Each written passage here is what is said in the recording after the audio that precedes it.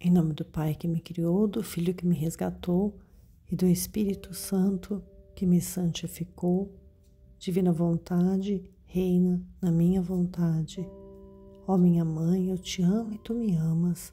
Dá-me um gole da vontade divina para minha alma. Me abençoa, Mãe, para que todas as minhas ações sejam feitas diante de vossos olhos maternais. Amém. Fiat. Especial Semana Santa, o Evangelho como me foi revelado, escrito por Maria Valtorta. Angústia de Maria no sepulcro e unção do corpo de Jesus. Segunda parte. 19 de fevereiro de 1944. Os dois que estavam trabalhando na preparação do necessário para o embalsamento terminaram de fazer as bandagens.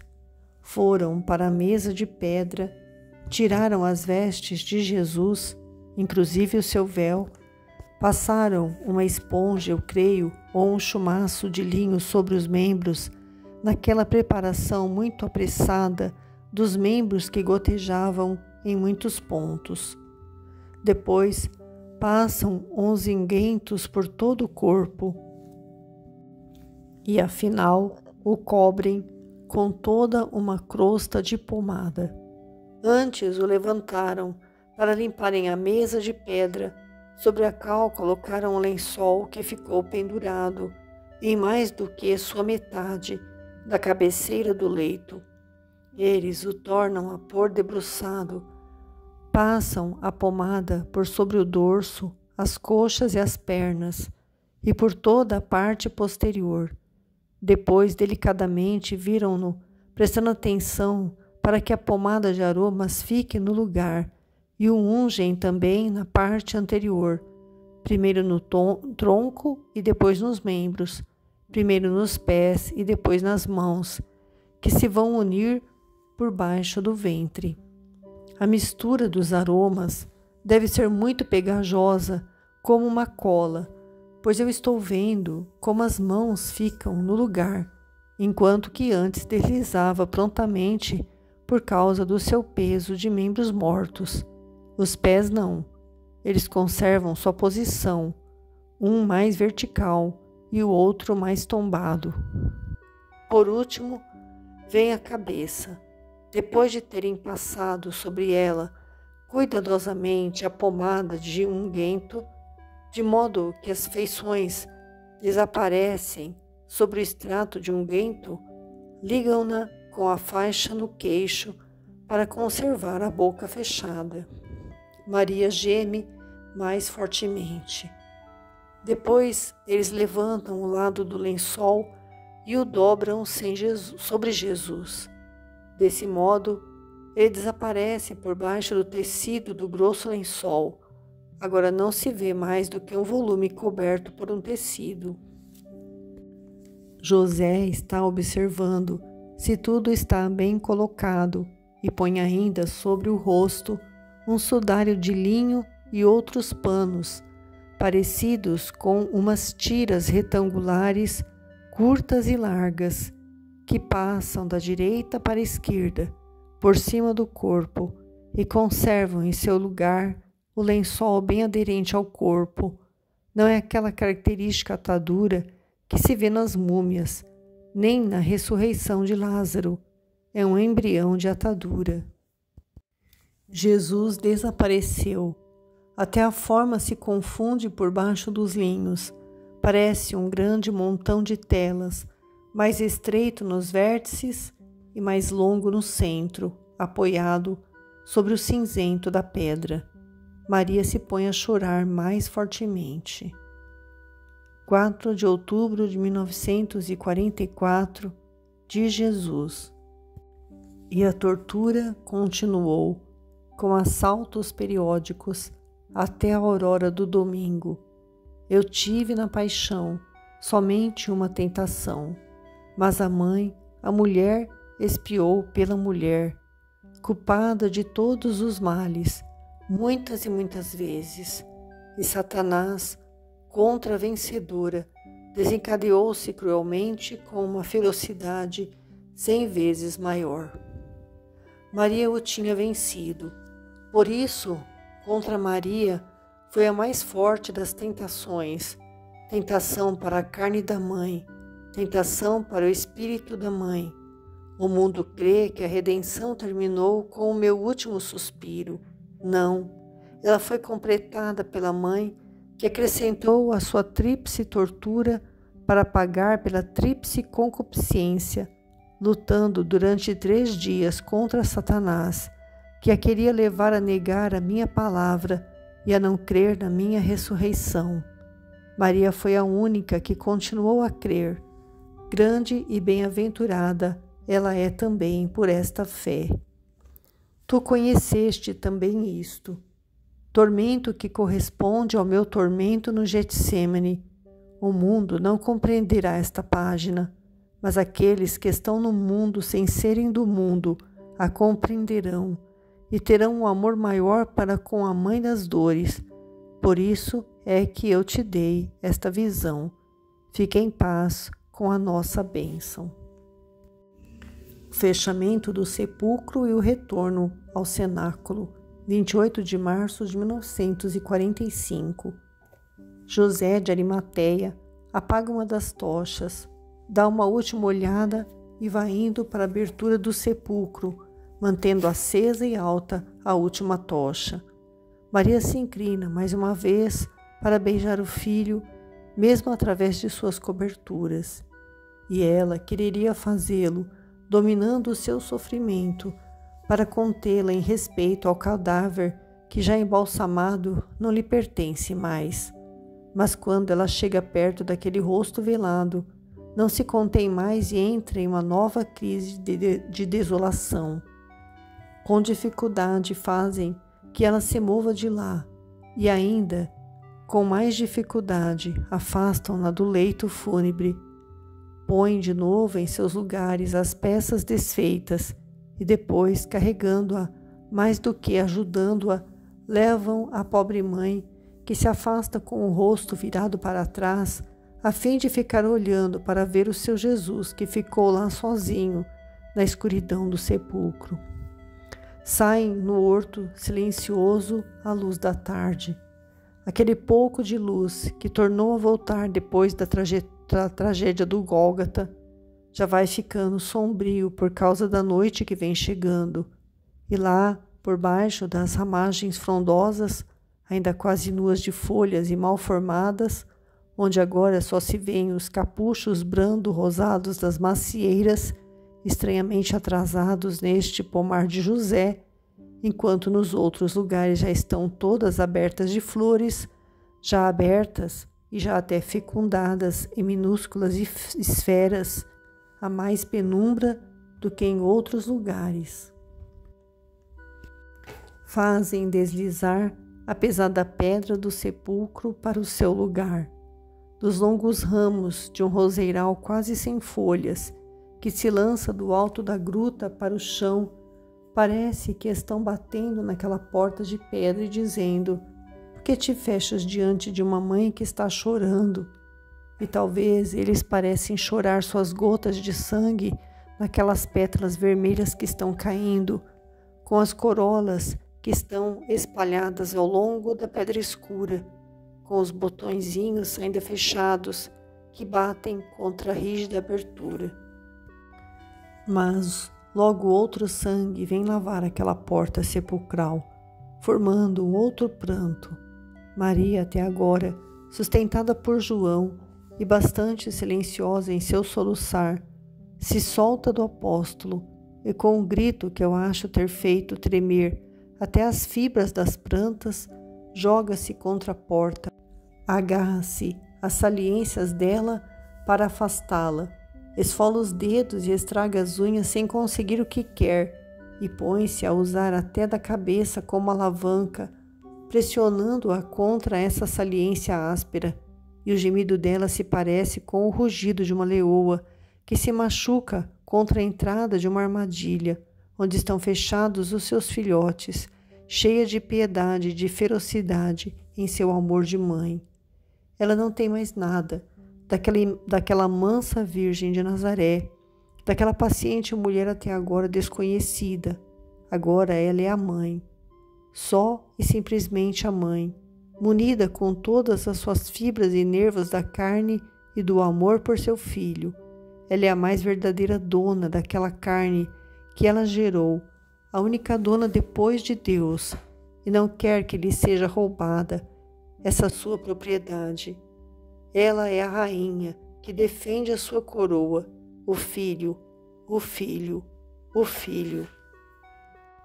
Toda rebelião e rebeliões que durante 33 anos qualquer outra mulher teria tido contra a injustiça do mundo para com seu filho, todas as atrocidades santas e lícitas que qualquer outra mãe teria cometido durante aquelas últimas horas para ferir e matar com as mãos e com os dentes os assassinos de seu filho, todas aquelas coisas que ela, por amor do gênero humano, sempre dominou, agora se agitam em seu coração, fervem em seu sangue, mas mansa até mesmo em sua dor que a enlouquece.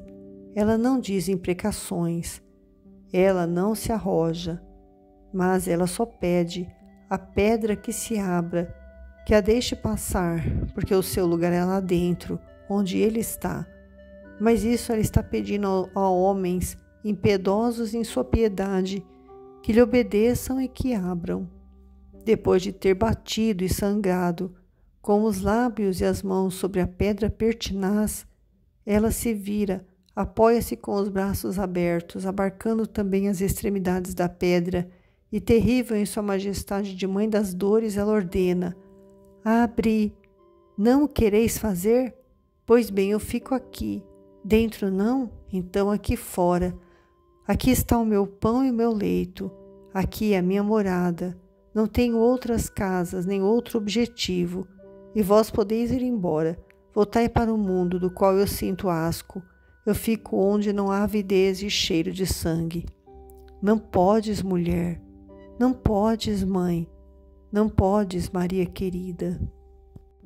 E procuram tirar suas mãos da pedra, temerosos diante daqueles olhos que eles ainda não tinham visto, com aquele brilho que os faz ficar duros, imperiosos, vítreos e fosforescentes. A prepotência não é dos mansos, e os humildes não sabem permanecer na soberba. E de Maria logo desaparece a veemência no querer e o tom imperioso no mandar. Ela volta a ter aquele seu olhar manso de pomba torturada, perde a imponência com que estava, inclina a cabeça em um ato de súplica e, juntando as mãos, suplica: ó, deixai-me, pelos vossos mortos, por aqueles que entre os vivos vós amais, tende piedade de uma pobre mãe. Ouvi o que diz o meu coração. Preciso de paz para ver-me livre desta palpitação cruel. Meu coração começou a bater assim lá em cima no Calvário. O martelo fazia toque, toque, toque, e cada uma daquelas batidas feria o meu menino e me atingia no cérebro e no coração.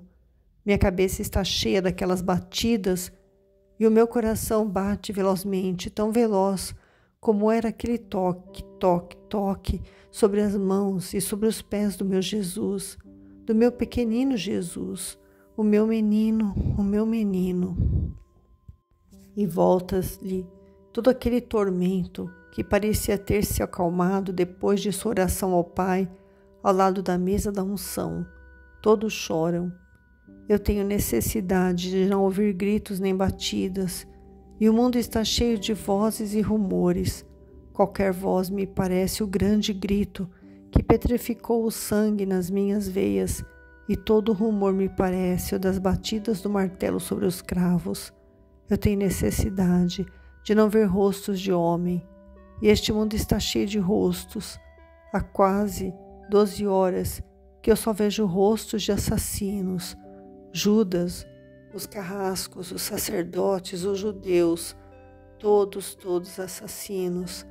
Fora, fora, não quero ver mais ninguém. Em cada homem é um lobo e uma serpente. Eu sinto repulsa e medo do homem.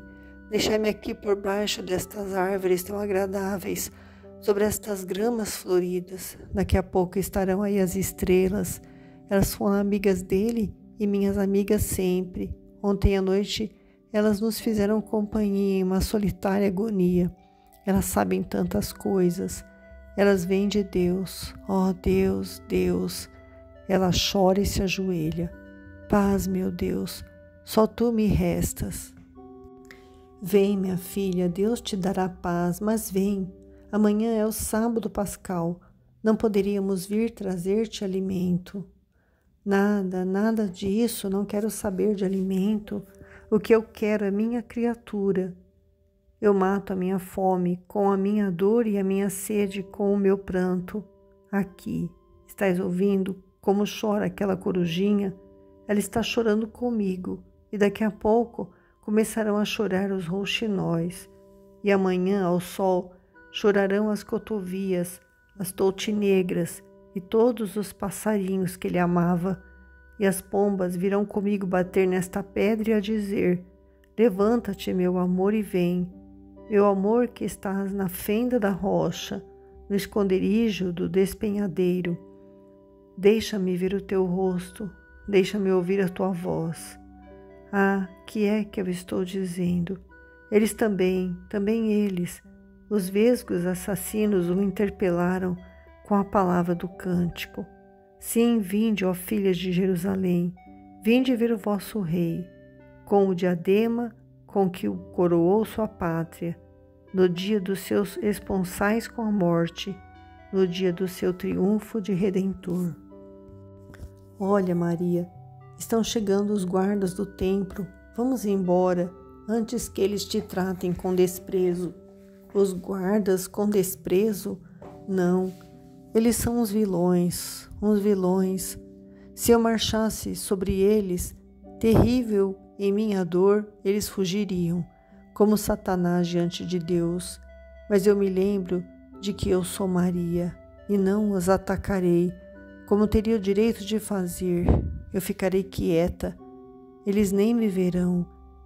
E se me virem e me perguntarem o que queres, eu lhe direi: eu quero a esmola de poder respirar o ar embalsamado que sai desta fenda. Eu lhes direi ainda: em nome de vossa mãe.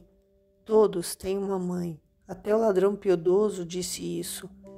Mas esses são piores do que ladrões, eles te insultarão. Oh, e haverá ainda insulto que eu não conheça depois daqueles de hoje? É Madalena quem acha o motivo capaz de fazer que a mãe das dores consista em obedecer. Tu és boa, és santa e tens fé, e és forte, mas nós, que é que somos? Tu o estás vendo. Somos em maioria fujões, os sobreviventes medrosos. A dúvida que já há em nós tomaria conta de nós. Tu és a mãe. Não tens somente o dever e o direito sobre teu filho, mas o dever e o direito sobre o que pertence ao filho. Tu deves voltar conosco, estar entre nós para nos reunir, a fim de dar-nos segurança e infundir em nós a tua fé. Tu o disseste depois da tua reprovação, do nosso medo e da nossa falta de fé.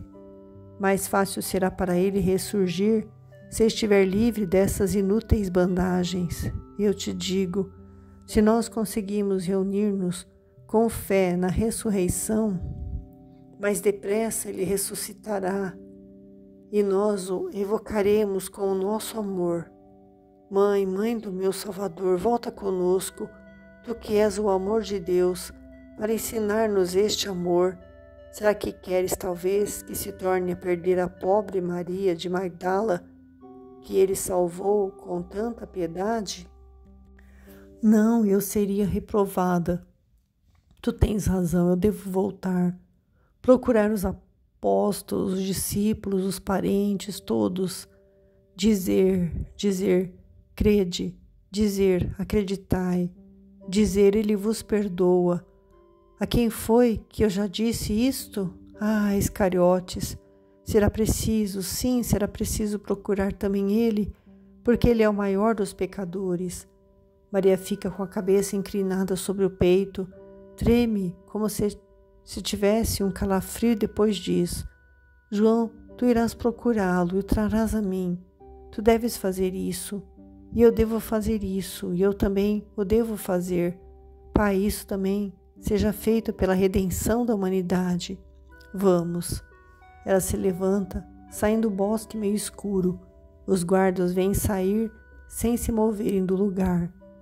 A estrada, poeirenta e desarrumada pelo fluxo de gente que a percorreu e pisoteou com os pés, pedras e bastões, faz uma curva ao redor do Calvário antes de chegarem na estrada principal, que é paralela aos muros. E aqui são ainda mais intensos os rastros do que aconteceu. Por 2 vezes Maria deu um grito e se inclinou para observar, naquela meia luz, o chão, porque lhe parece estar vendo sangue, e ela pensa que seja do seu Jesus. Mas não são mais do que uns fiapos das roupas rasgadas de alguém, na confusão da fuga, creio eu. A pequena torrente, que corre à beira da estrada, murmura baixinho no meio do grande silêncio que está por todos os lados. Parece que a cidade está abandonada, pois dela outra coisa não vem a não ser o silêncio. Aqui está a pequena ponte que conduz à estrada escarpada do Calvário, e diante dele está a porta judiciária. Antes de desaparecer dentro dela, Maria se vira e fica olhando o cume do Calvário e chora inconsolavelmente. Depois diz: Vamos, mas guiai-me vós.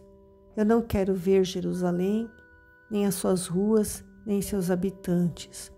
Sim, mas vamos logo. Já estão para fechar as portas. Estais vendo? Junto a elas a guarda está reforçada. Roma teme confusão. E tens razão. Jerusalém é uma toca de tigres. É uma tribo de assassinos. É uma malta de salteadores. E não só de salteadores de mercadorias, mas esses usurpadores usam os seus dentes caninos contra as vidas. Há 32 anos que eles armaram ciladas contra a vida do meu menino. Era um cordeirinho branco e rosado, um cordeirinho de ouro cacheado. Ainda mal ele sabia dizer mamãe e fazer os seus primeiros passinhos e rir com os seus poucos dentinhos por entre os lábios cor de um coral meio esmaecido, quando vieram para degolá-lo. Agora estão dizendo que ele tinha blasfemado, que tinha violado o sábado e excitado o povo à revolta e desejado um trono, que tinha pecado com mulheres. Mas naquele tempo, que é que ele tinha feito? Que blasfêmia podia ter dito, se mal sabia chamar a mamãe? Como é que ele podia violar a lei, se ele, o eterno inocente, naquele tempo, era ainda um pequenino? Que revolta podia ele suscitar, se nem sabia fazer uma pirraça? E qual trono é que ele podia desejar? O seu trono na terra e no céu, ele já o tinha, e não procurava outros. No céu ele tinha o seio do Pai, e na terra o meu seio. Ele nunca teve olhos para ver as sensualidades, e vós, jovens e belas, o podeis dizer. Mas então, os seus sentidos eram limitados às necessidades da temperatura e da nutrição, e ele tinha amor, sim, mas os meus peitos tépidos sobre os quais ele pousava seu rostinho e dormia assim, enquanto o meu amor fazia deles fluir o leite. Ah, o meu filho, e te queriam ver morto, e era isto que eles queriam, tirar de ti a vida, o teu único tesouro. A mãe para o filho para a mãe, e queriam fazer de nós os mais miseráveis e desolados do universo. Por que tirar a vida do vivo? Por que quereis arrogar-vos o direito de tirar esta coisa que é a vida, que é o bem da flor e do animal, e um bem do homem? O meu Jesus não nos pedia nada, nem dinheiro, nem joias, nem casas. Ele tinha uma, pequena e santa, que havia deixado por amor de vós, homens e hienas. Ele havia renunciado àquilo que até um pequeno animal possui por vós, e tinha ido, pobre e sozinho, pelo mundo, sem levar nem mesmo o leito que para ele o justo havia feito, sem levar nem mesmo o pão que lhe fazia sua mãe, e dormia lá onde estivesse podido, e tinha comido também onde tinha podido, nas casas dos bons, como todos, como cada filho de homem, ou sobre o colchão formado pelas ervas dos prados, vigiado pelas estrelas, sentado a alguma mesa ou dividindo com os passarinhos de Deus os grãos do trigo e o fruto do arbrunheiro selvagem. E não vos pedia nada, pelo contrário, ele é que vos dava. Queria somente a vida, para poder dar-vos, com a sua palavra, a vida. E vós, e tu, Jerusalém, da vida o despojaste. Está saciada e alimentada com o seu sangue e sua carne? Ou será que não te satisfazes ainda? E queres, ó hiena, depois de teres sido um vampiro e um abutre, queres alimentar-te com o seu cadáver, e ainda não estando farta de tratá-lo com tantos opróbrios e tormentos, ainda queres enfurecer-te e ver de novo os seus espasmos, os seus tremores, os seus soluços, as suas convulsões, tudo isso visto em mim que sou mãe do morto? Chegamos, porque paramos. Que é que aquele homem quer com José? Que é que ele diz? De fato, José foi detido por um dos poucos passantes, e no silêncio completo da cidade deserta, ouve-se muito bem as suas palavras. Já se sabe que entrastes na casa de Pilatos, profanador da lei, terás que prestar contas disso. Para ti a Páscoa está proibida, estás contaminado. Também tu, Euquias, tu tocastes em mim, eu estou todo coberto com o sangue do Cristo e com o suor mortal dele. Ah, que horror! Não tenhas medo, ele já te abandonou e te amaldiçoou. Mas tu também estás maldito, e não fiques pensando agora que estás de amores com Pilatos, que poderás surrupiar o cadáver. Já tomamos providências para que o jogo se acabe. Nicodemo se aproximou lentamente, enquanto as mulheres ficaram paradas com João, encostadas ao fundo de um portão que está fechado. Nós vimos, responde José. Velhacos, tendes medo até de um morto, mas do meu morto e do meu sepulcro eu faço o que eu quero. Veremos, e eu apelarei a Pilatos. Sim, agora estás praticando fornicação com Roma. Nicodemos vai para a frente. É melhor com Roma do que com o diabo, como vós fazeis, ó deicidas. E afinal, diz-me uma coisa, como é que vais criando penas nas asas de novo? Há pouco tu fugias, dominado pelo terror. Já está passando aquilo? Não te basta tudo o que já tiveste? Uma casa tua não se incendiou? Treme, o castigo ainda não terminou, pelo contrário, agora é que ele vai começar. Como a nêmesis dos pagãos, ele te está ameaçando. Nem guardas, nem selos impedirão o vingador de levantar-se e castigar. Maldito! Euquias sai de lá e vai incomodar as mulheres. Ele compreende e diz um insulto pesado a Maria. João nada diz.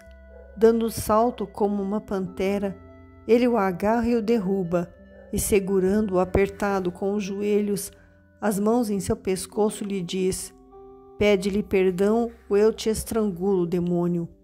E só o larga quando o outro, apertado e meio estrangulado pelas mãos do João, grita: perdão!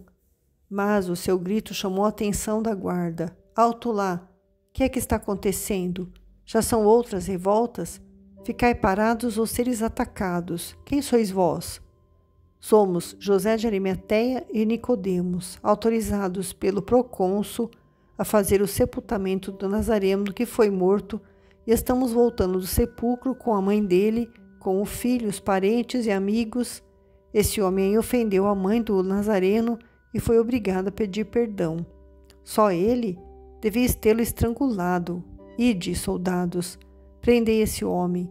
Que mais querem esses vampiros? Até o coração das mães? Salve, judeus! Que horror! Mas não são mais homens. João, sê bom para com eles. Guarda a lembrança do meu e teu Jesus. Ele nos ensinava a perdoar. Mãe, tu tens razão, mas eles são os delinquentes e me fazem perder a cabeça. São sacrílegos e te ofendem. Eu não posso permitir isso. São delinquentes, sim, e sabem que são. Olha como são poucos pelas estradas, e esses poucos se esquivam furtivamente. Depois do delito, os delinquentes ficam com medo. Vê-los fugir assim, entrar nas casas e se trancar, é coisa que me causa horror. Para mim, todos eles são culpados de deicídio. Olha lá, Maria, aquele velho, já está inclinado para a cova e, no entanto, agora que a luz daquela porta que se abre o está iluminando, parece-me tê-lo visto desfilar acusando meu Jesus, lá sobre o Calvário. E dizia que Jesus era um ladrão, meu Jesus. Aquele jovem, que é pouco mais do que um menino, pronunciava blasfêmias obscenas, invocando o sangue de Jesus sobre ele. Oh, infeliz! E aquele homem, tão musculoso e forte, será se não bateu nele? Oh, eu nem quero ver.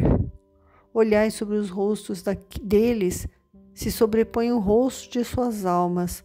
Já não tem mais a figura do homem, mas a de demônios.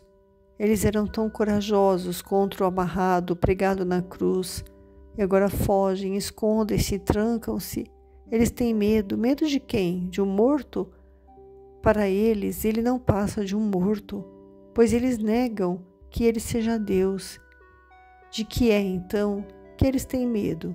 Para quem que eles fecham as portas? Ao remorso? À punição? Mas não adianta. O remorso está em vós e vos acompanhará eternamente. E a punição não é humana. E para nada servem as fechaduras e os bastões, as portas e as trancas contra ela.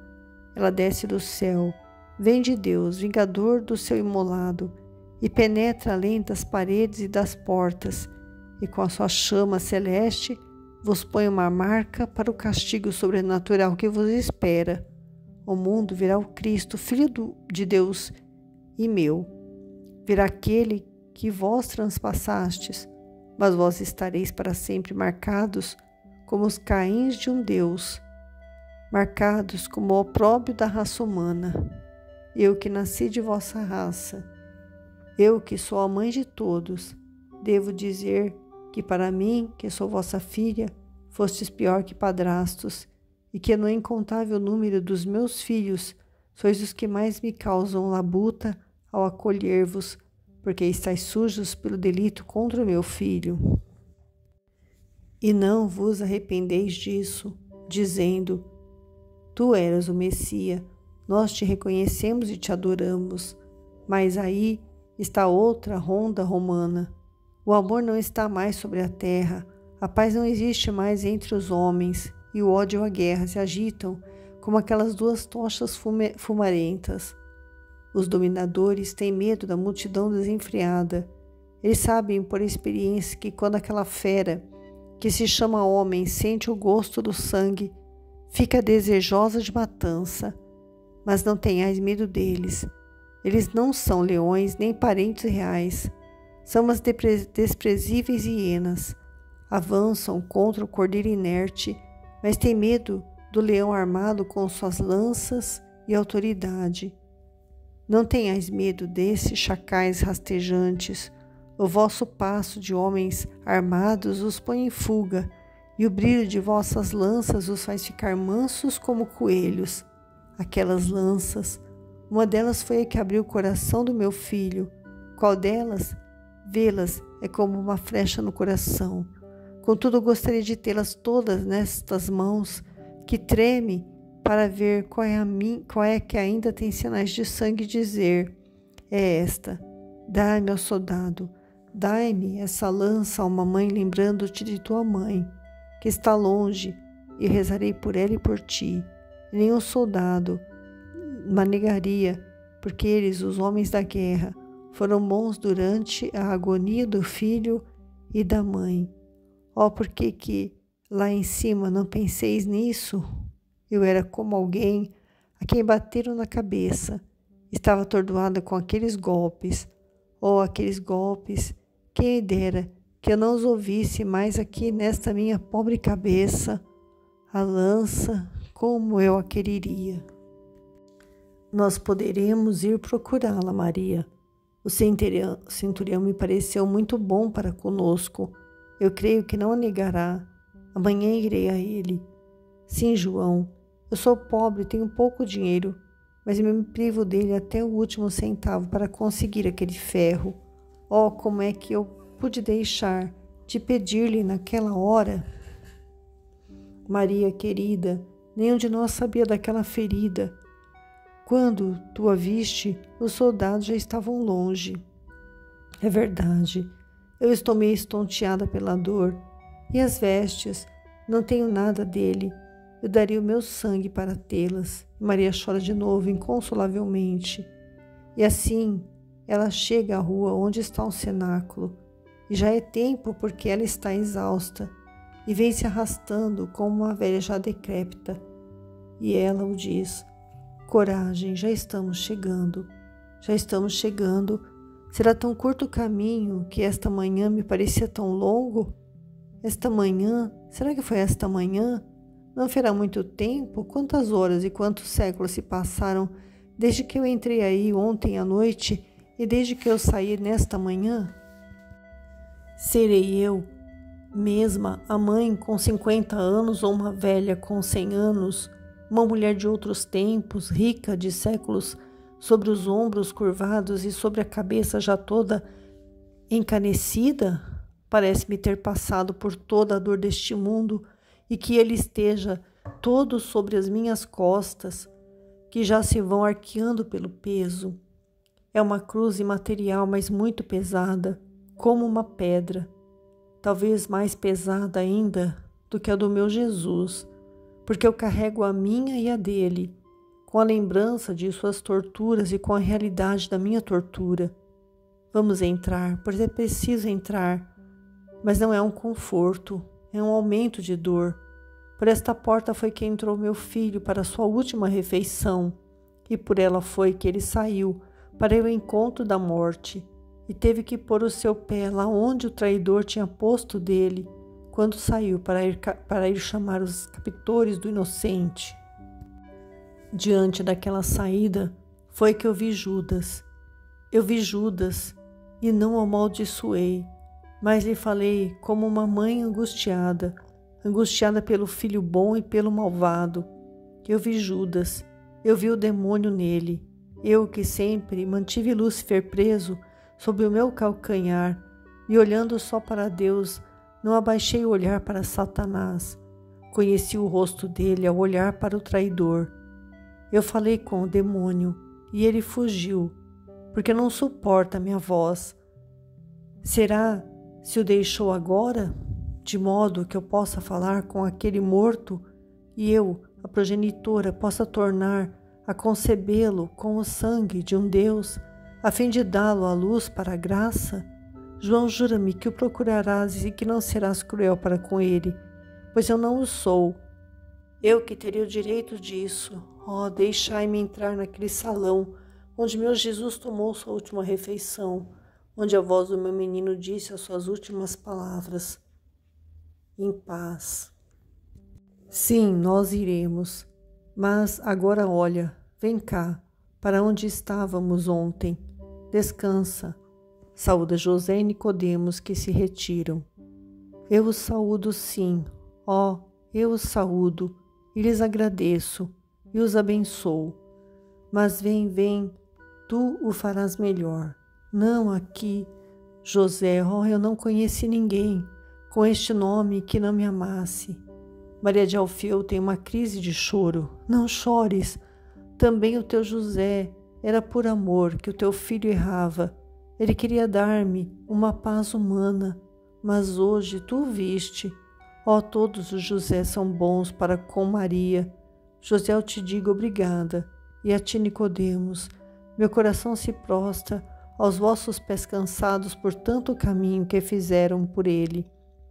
Por lhe prestarem as últimas honras, eu não tenho nada para oferecer-vos senão meu coração, e eu vos dou, ó amigos leais do meu filho, e desculpai a uma mãe transpassada as palavras que vos disse no sepulcro. Ó santa mulher, nós é que te pedimos perdão, diz Nicodemos. Fica em tua paz agora, repousa em tua fé. Amanhã viremos, acrescenta José. Sim, viremos e estaremos às tuas ordens. Amanhã é sábado, observa a dona da casa. O sábado morreu, nós viremos. Adeus, o Senhor esteja convosco. E eles lá se vão. Vem, Maria. Sim, mãe, vem. Não, abri. Vós me prometestes fazê-lo depois das saudações. Abri essa porta. Não podeis fechá-la a uma mãe. A uma mãe que está procurando respirar no ar o cheiro do corpo de seu filho, pois não sabeis que aquele cheiro e aquele corpo fui eu que lhes dei? Continua na parte 3.